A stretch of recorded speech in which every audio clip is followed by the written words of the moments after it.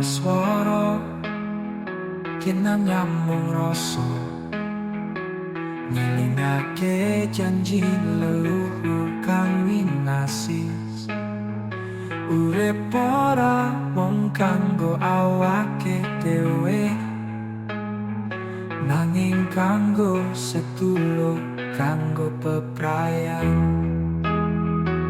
Yen ana susah ojo nglungani,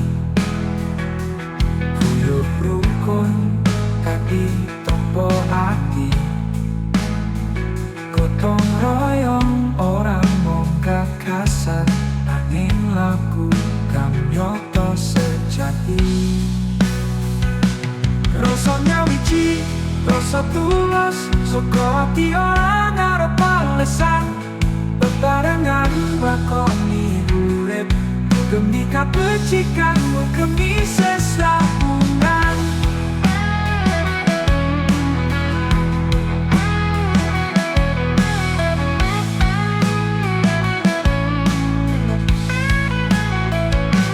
Ora perlu sanggangan kamulian, sepenting ati kang legowo. Rayang iku dudu pangkat, angin rasa sing nyambung salawase. Kupe apepo dadi saksi nyoto.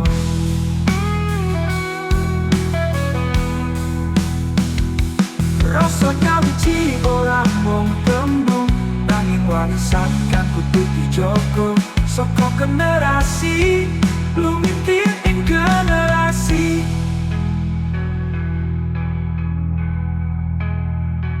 Eling lur, mula ayo padha ngugemi, memayu hayuning bawana iku tugas saben dinane.